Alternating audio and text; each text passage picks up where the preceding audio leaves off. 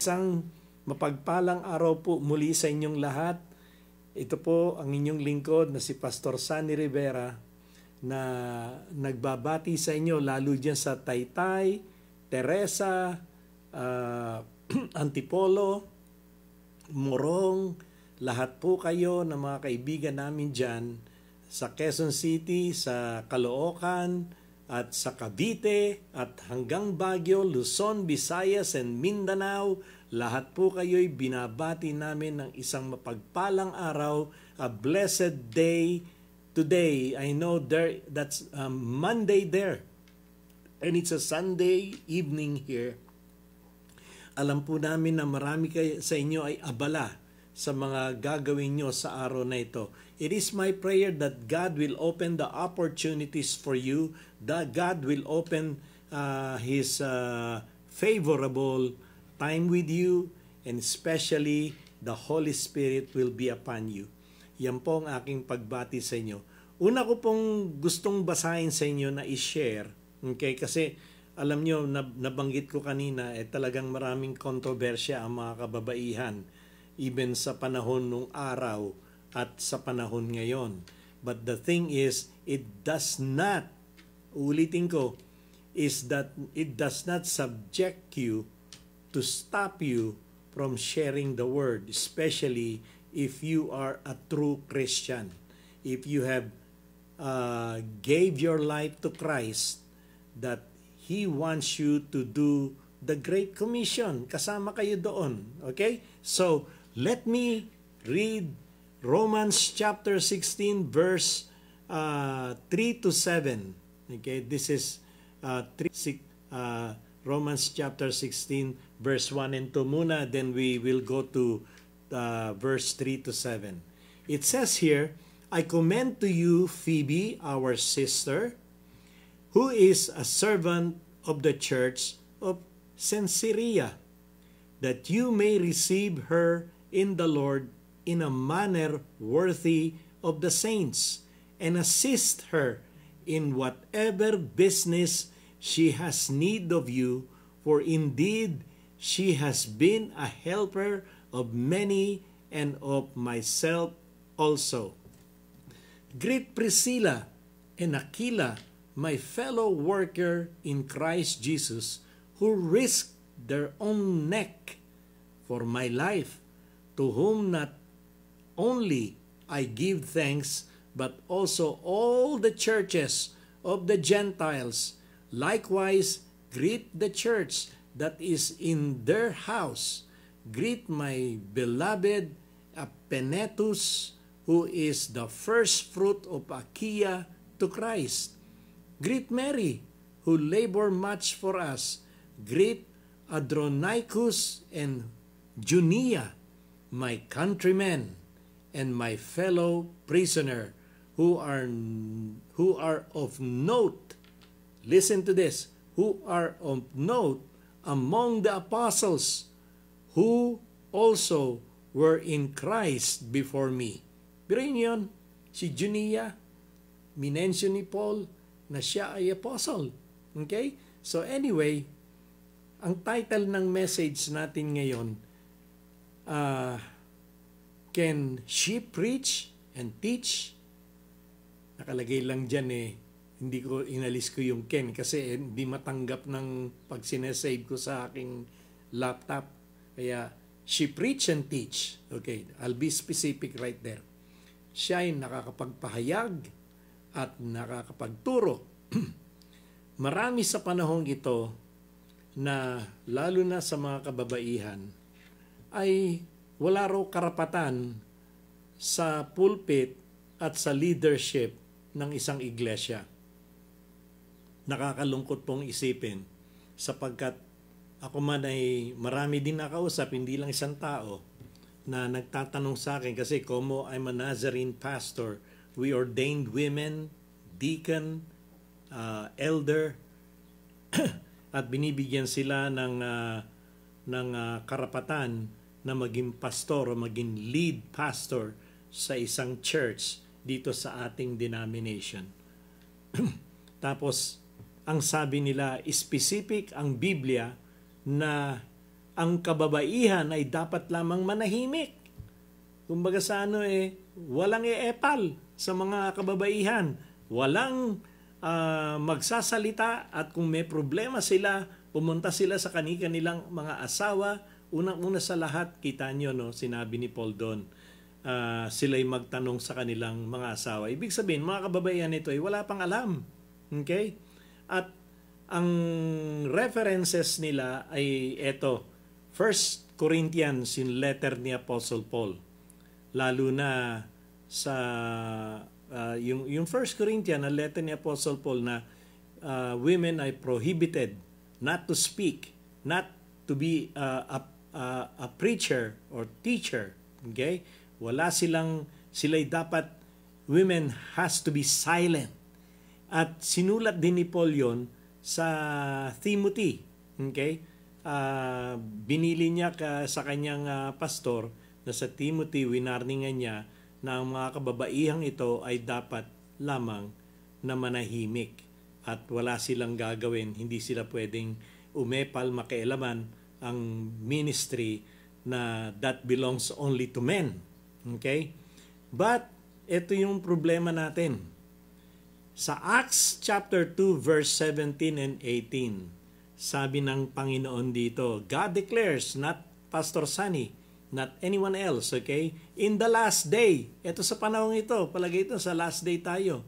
Oh, by the way, this coming Sunday, we will be celebrating the Pentecost Sunday, kung saan inaalala natin at sineselebrate natin yung tinatawag na Pentecost, na kung saan ang banal na espiritu ay nagmanifest sa mga tao at sa mga disciples nung panahon na yon sa upper room. Okay, tuloy natin. In the last day, God declares, I will pour out my spirit on all people. Okay? Your sons and your daughters. Hindi sinabi ritong your sons only or men. Sinabi ito, your sons and your daughters, plural, will prophesy. Young men will see visions, and the old men will dream dreams. Even on my servants, both men and women, I will pour out my spirit in those days, and they will what? Prophesy. Okay? They will have the authority to prophesy. Why? Because the Holy Spirit of God will manifest in their life. Okay, yan pong word na yan sa Acts chapter 2, kung maalala ninyo. Yan po ay ang reference niya na sa Book of Joel, okay? Joel chapter 2 verse 28 to 29. Basahin po natin ng marahan. And it will come to pass, eksakto to, no? Afterward, that I will pour out my spirit. This is the Lord's talking to people. On all the people, your sons and your daughters will prophesy. Your old men will dream dreams. Your young men will see vision. Even on my servants, both, sabi natin lalaki man o mga babae, both male and female, I will pour out my spirit in those days. Mga kaibigan, itong verse na to are often interpreted to mean that in the last day, sa mga katapusan ng araw, sa magtatapos na ang araw, at sa panahong ito na yata yung mga last days natin, okay? God's Spirit will be accessible to all. I mean, hindi lang sa isang gender, to all, okay? At paano pag nangyari yon? Ang Spirit of the Lord ay magmanifest sa iyo ngayon na ikaw ay nanonood, na kung ikaw ay babae, nag-aalangan, natatakot, ay wag po. Hindi ko naman sinasabing makipagsuntukan ka at makipagbunong braso ka sa asawa mong lalaki. No, that's not what I mean and trying to convey here. What I'm trying to say to everyone is that kayo po ay meron ng manifestation ng Holy Spirit. Sino itong mga kababaihan na to? Itong mga kababaihan na to, ito po ang nananalig at nagkaroon ng life exchange sa Panginoong Jesus. They became a true disciples of Christ, the willingness of denying themselves, carrying their cross, and they follow Him. Bakit ko nasabi yun? Even Paul testify, di ba? May mga disipulo siya doon na binasa natin kanina. They sacrifice themselves, and whom, sabi niya, I give thanks, but also the church of Gentile, sabi niya rito sa may Book of Romans, talagang ito'y nagkaroon siya ng matinding pasasalamat sa mga taong ito, sapagkat katulad ni Priscilla at ni Aquila, they risked their own neck for Apostle Paul's life. Why? Because these are the true followers of Christ. Okay? At yan ang mga qualification ng when God pour out His Spirit to those who are willing to die for the gospel. Okay, hindi yung mga nakikipag-away, hindi yung mga chismosa, hindi po magmamanifest ang Panginoon dun sa mga yon, at yun ay talagang wala pang karapatan para magsalita. Kung hindi, ang karapatan lang siguro nila ay nanggagaling sa hindi sa Panginoon, kundi sa kaaway. Yung kaaway, binibigyan sila ng karapatan na manira, magkaroon ng division sa church. Yan po ang gawain ng mga tao sa panahong yun sa Korinto. Okay. Ngayon, let us use the same hermeneutics, okay, dito sa 1 Corinthians 11. Sabi dito, kung i-exegesit natin to, kung i-analyze or we try to reflect on this passage, 1 Corinthians chapter 11, yung mga kababaihan, they must need to wear veil during that time, when every time they come into the temple, okay, para mag-worship. So, kita mo yan, ano, yung panahon na yon, talagang required sila na mag-wear ng veil. Ngayon, sa panahong ito, maski dyan sa Pilipinas, tanungin ko kayo, are you all Western women today? Palagay nyo, kung kayo ay pumasok sa iglesia ninyo at manambahan kayo ng Sunday worship ninyo at wala kayong covering sa inyong head, are you sinning while in the church? Bagay ako, nasita ako ng isang elder. Matagal na to.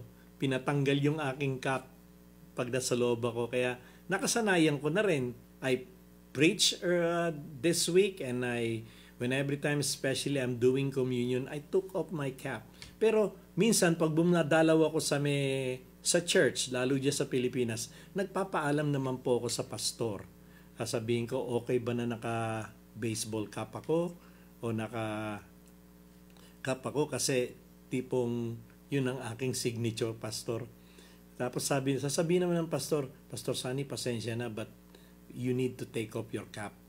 Igagalang ko po yung pag ginanon ako, hindi sasama ang loob ko. Kaya inuulit ko, sa mga church na pupuntahan ko sa future, magtatanong naman ako sa inyo, okay bang suit ko to habang ako'y nagsasalita? At kung ayaw ninyo, willing naman po ako tanggalin. Huwag nyo lang ako tatawanan. Anyway, okay, let's get it on, okay?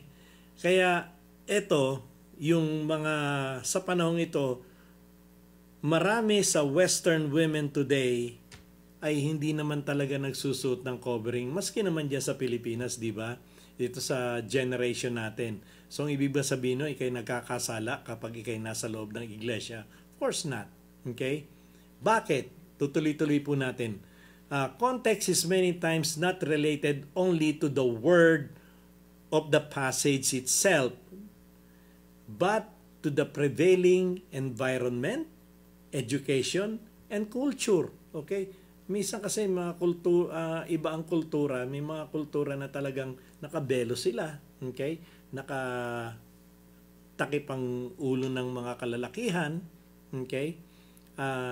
But it does not mean that you are going to hell. Hindi po yun ang basis. And magpapatuloy po ako. Tandaan ninyo, no? At tingnan niyo dito to. Sa mga kababaihan, kasi naging topic ko dito, she can preach and teach. We believe that Phoebe, yung first, yung sa verse 1 ng Romans 16, binanggit kagad ni Paul dito, unang-una si Phoebe. Okay? We believe Phoebe was the first, itong historical event to. She was the first Christian woman mentioned by the Apostle Paul, and was the one who not only to deliver the book of Romans, but explain and taught it to them because of her closeness. Kasi close siya kay Paul.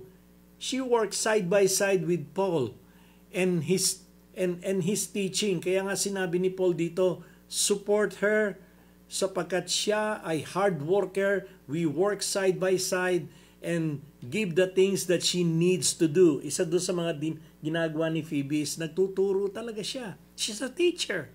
Okay? And sabi ni Paul, ipagkaloob nyo sa kanya ang karapatan kung ano yung mga ginagawa niya or whatever that she needs to do in the ministry, provide it for her. Okay? Accommodate her. How can one be, isa pa to, no? Teaching. The book of Romans also mention yung Apostle Junia. Nabanggit ko kanina yon. Okay? Sa Romans chapter 16 verse 7. Birayin nyo, Apostle Junia. Ang sabi nga nila, di ba? Maraming nagsasabi sa akin, hindi pwedeng babae na magpastor. Paano ito? Di si Paul na trouble. Kasi sabi niya si Junia ay isang apostle. Okay? Ibig sabihin, kung ang si Junia ay apostle, siya pala ay bawal magturo sa church kasi babae siya. Ba't siya tinawag na apostle? If an apostle cannot teach, that is something not good. Okay? Again, the pouring out of the Holy Spirit of God, kaya tinawag siya na apostle si Junia because of her dedication to the work for Christ, that she's willing to die for the sake of the gospel. Much of Christianity today, mga kaibigan, especially the Western Christianity, sinabi kong Western Christianity, dito po sa Amerika yon at sa Canada or even sa Europe. Pag sinabi ko naman Eastern Christianity, dyan po sa mga Pilipinas, sa mga Southeast Asia, okay, yan po ang Eastern Christianity. Iba po ang pagiging Kristiyano kung mapapansin ninyo dito sa Amerika. Ang pastor po rito, maniniwala po kayo sa ibang denomination, they call the pastor here as a career. Sabihin kailangan career. Kailangan, ibig sabihin ng pastor dito ay hindi lamang pastor na katulad niya sa Pilipinas kahit walang tinatanggap na malaking sweldo ay okay lang. Dito po hindi okay. Pwera lang po ako, no? Depende po kung anong denomination. May mga denomination, they call it as a career. Pero I don't call it as a career because for me, it's a ministry. Whether I receive blessings or not, I know the Lord will always provide. Okay, let me continue. Much of the Christianity today, especially in Western Christianity, are really concerned about the letter of the law instead of the spirit of the law. Totoo yan. Diyan ako hanga sa atin sa mga Pilipino. Okay? We are more spiritually inclined when it comes to the law or the Word of God. Pero dito hindi po. Minsan po makikita ninyo, it is they're much concerned about the letter of the law. Pag sinabi ko, word study ang tawag natin doon, they're much concerned about the head knowledge than the spirit. Okay? Ngayon, by spirit of the law, I mean the righteousness. Ito na yung sinasabi ko, the righteousness that exceeds that of the Pharisee who were also concerned about the letter of the law. Sacrificing, hindi bali na sabihin ng Pharisee, hindi bali ng spirit. Basta dito kami sa letter of the law, yan ang sinusunod namin. Kaya, tandaan natin, the women, the reason why God pour out the Spirit on these women because they do understand about the spirit of the law, which means they're more concerned about the righteousness that exceed that of the Pharisee.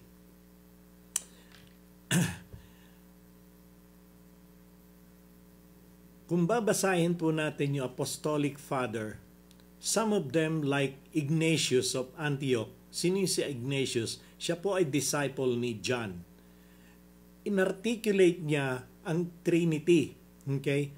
But there was a problem later on.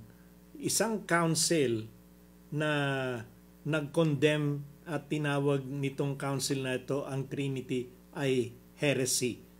Siguro familiar kayo rin, ano? May mga denomination at mga churches that they don't believe in the existence or they don't believe in the Trinity, the Father, Son, and there's only one God and there's only nothing more, nothing less.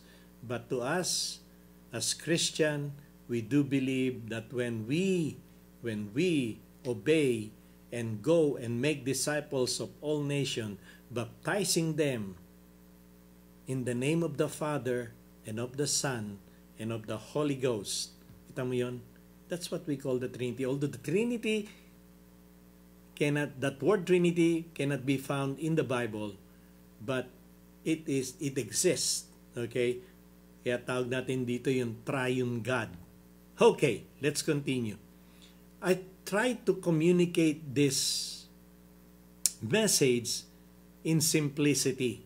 Okay? Para hindi naman kayo antukin, hindi kayo mabore. Sapagkat gusto ko may mapulot din po tayo dito at may matutunan. Kaya kung babasahin po natin Apostolic Father, katulad po si Ignatius, siya po, i-research niyo po to. Ignatius is the one who presented and meron siya articulation ng Trinity. But later on, kinondemn siya. It's a heresy, sabi nung iba.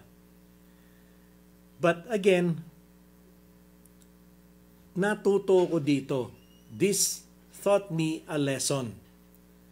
Ang tanong ko ganito, where in the Bible that we all be judged or condemned by our theology? Saan ba sa Biblia na makikita na tayo'y huhusgahan sapagkat ito ang ating theology? Alam niyo mga kaibigan, ang sagot ay none. Wale. We will be judged by our works, good or bad. Yan po ang totoo.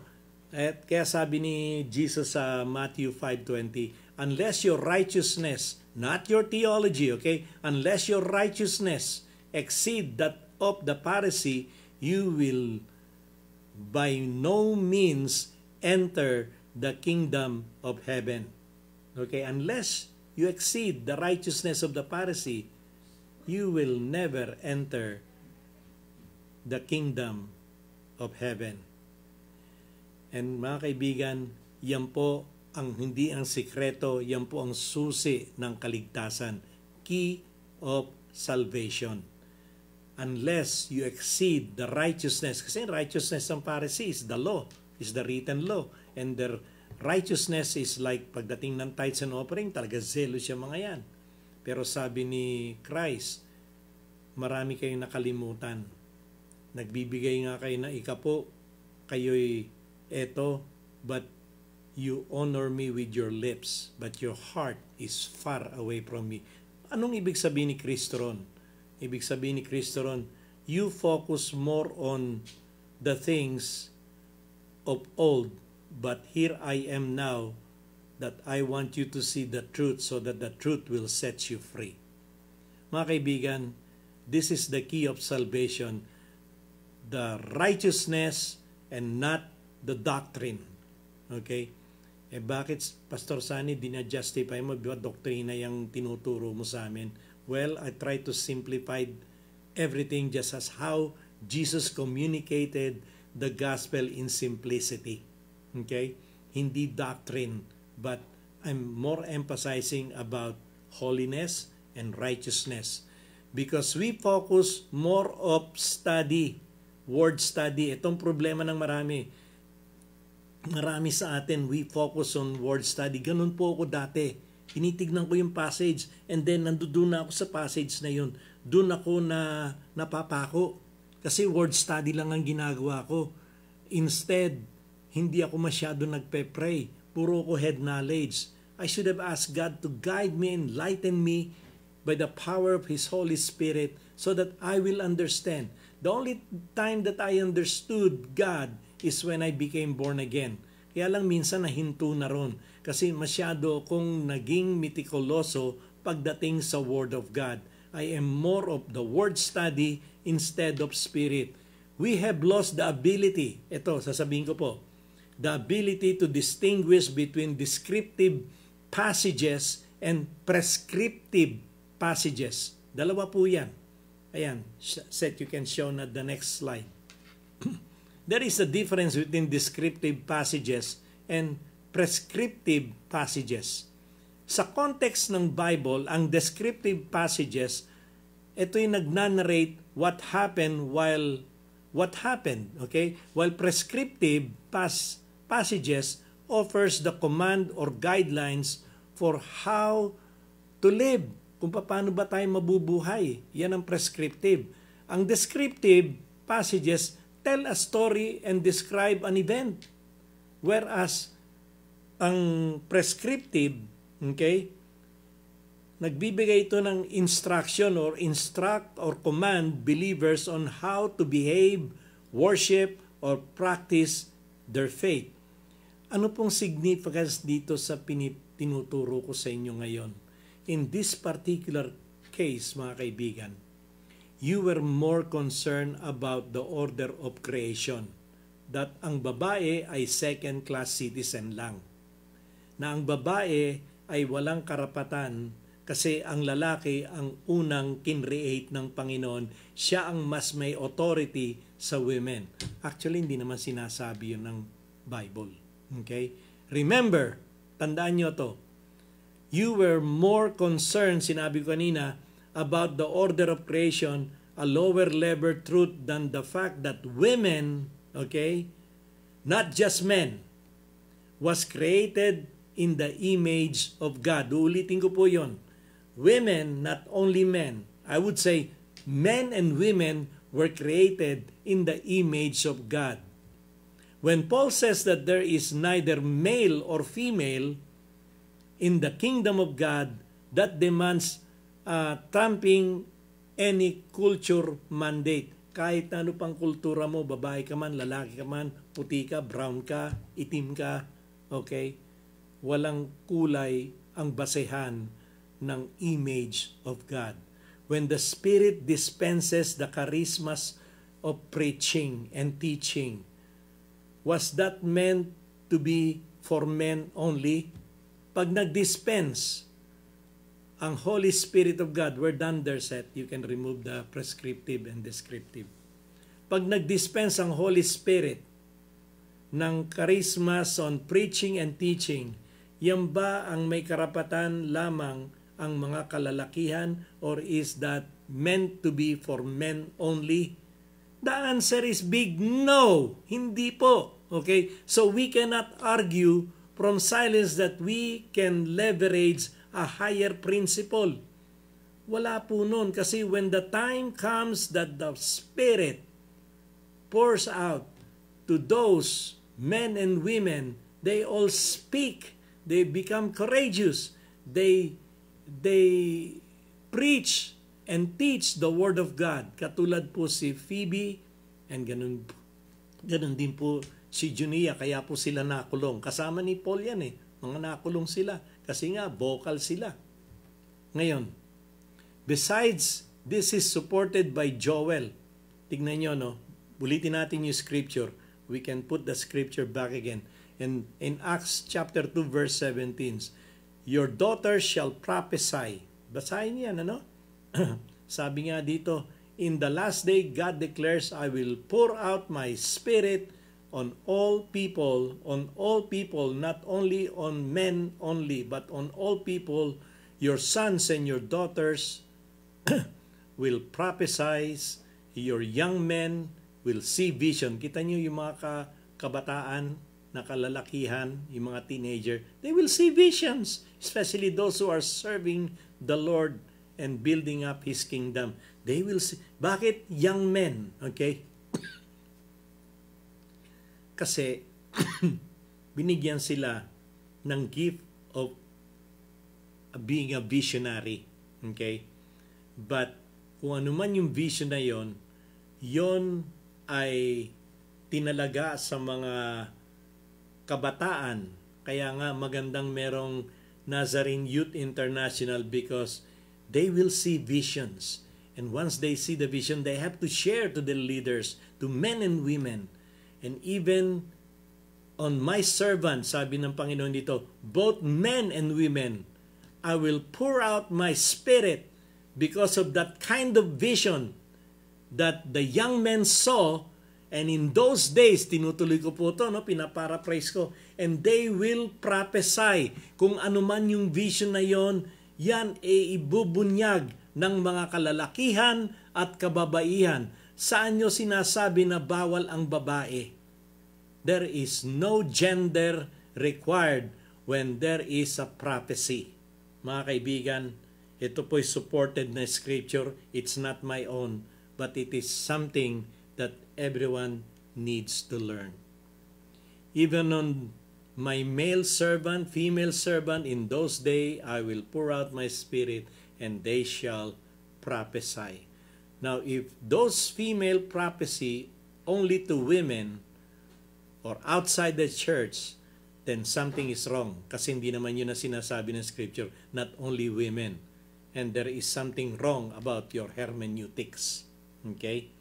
On the more positive side, okay, kilala nyo siguro, I don't know if you come across N.T. Wright. He is one of the famous theologian na naniniwala ako sa taong ito, who is one of the foremost expert on, ang expert niya, yung mga writings ni Apostle Paul, says that women should be preachers to balance out viewpoints coming from the pulpit. Kita niyo yun? Bakit pati ang women should be given the privilege or opportunity to preach? Just to balance it out. Why? Because the original plan of God, and it is because men and women were created in God's image. Okay? Men and women should be able to represent Jesus Christ as their Lord and Savior. Maybe He meant that we should not only hear brain-centered viewpoint. Okay, marami kasi mga head knowledge, but also more of heart-centered messages. Marami nito kasi heart-centered messages more often are being delivered by women. Ito yan. Kita nyo si Pastor Adet, pakinggan nyo yan. Yan ay marami siyang heart messages. Okay? Since God is more concerned about our heart, ulitin ko, righteousness that exceeds the Pharisees than our brain. Ang ibig sabihin to, pag sinabing brain, it's about theology. Kung ano yung inaaral mo, nandoon ka na lang hanggang brain knowledge na lang. Ano? So, let's move on. Kilala niyo siguro pag sinabi ko si John Wesley was able to extricate, kumbaga sa ano, he was able to get out himself out of that brain-oriented denomination. Hindi ko na sabihin kung anong denomination yung brain-oriented kasi karamihan dito sa mga brain-oriented, they are, sabihin natin, word study. Nag-aaral sila ng salita, pero hanggang salitang pag-aaral na lang, na wala po yung spirit.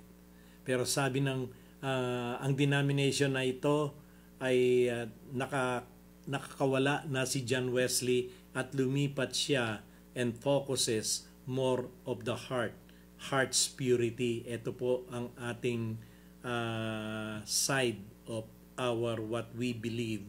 And blessed are the pure in heart, sabi niya, for they shall see God. I would rather be pure in heart because I want to see God. Who wants to see God? Taas yung kamay nyo at magsabi kayo ng amen dito. Who wants to see God? Ako po, pastor. I want to see God. My heart must be pure. Okay? So, God would not make promise that only can be attained when we die. Hindi magpapangako ang Panginoon natin kung ang pangakong yan ay ma-attain lamang sa kamatayan. No, eternal life begins right now. If you wanna have eternal life, it starts right now, not when you die. Okay? But that we can see God in our Christian walk if we walk in the right way. Matthew 5:48, you shall be perfect, sabi, no? As your heavenly Father is perfect. That was imperative. God would not issue a command that cannot be fulfilled in this life. Otherwise, His word is totally irrelevant. Mga kaibigan, yung issue ng kababaihan na makapagturo, basta ang mga kababaihan natin ay pure po ang kanilang heart. Kaya yun po ang tinutumbok ko dito. When that Spirit of the Lord during that Pentecost was manifested and was being poured out, it was poured out to men and women who has the right heart. Kapag ang lalaki hindi tama ang puso niya, walang mangyayari sa buhay ng kalalakihan na yon. Pero men and women who are a true believer, who are a follower of the Lord Jesus Christ, they will prophesy. Okay? Kaya yung problema, balikan natin yung letter ni Apostle Paul kasi maraming nagja-justify pati yung letter kay Timothy that women must be silent. Bakit? Because during those times there was a big issue in that church. That church in Corinth is in crisis because of those not only women but also men.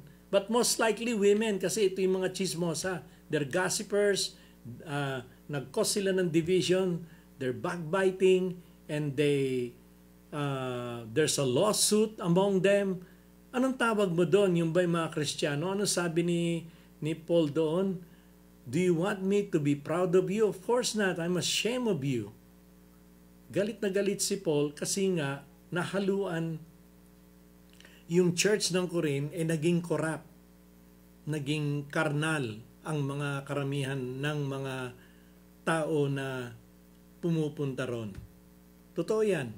Kaya I would say when you yourself try to study the Word, okay, make a good search. Remember the Magi, how they search about the Messiah. Do the same thing. It may take you 1 week, 2 weeks, 3 weeks, 4 weeks, 1 year, 2 years. Sabi ni Kristo, seek ye first the kingdom and seek the truth because the truth will set you free. May malaking problema po kasi ang church nung araw. At yan po ang kadahilanan. Kaya nga sabi ni Paul dun sa 1 Corinthians or also dun kay Timothy, make sure the women will conduct themselves. Yung word na conduct, that it's prescriptive. Prescriptive means that they must understand how to walk in holiness. Okay. But again, I do hope and pray as what the benediction says. May His face shine upon us and be gracious to us. Ibig sabihin, magliwanag at bigyan tayo ng perspective ng Panginoon, tayong lahat ay maunawaan ang plan and purpose ng Panginoon sa buhay natin. It is for your own good, folks. Para sa inyong kabutihan po to. At para sa inyong tawag nito, banayad na buhay. Payapa. Okay. So, again, magandang araw po sa inyong lahat. Blessed are those who are pure in heart, for they shall see God. God bless everyone.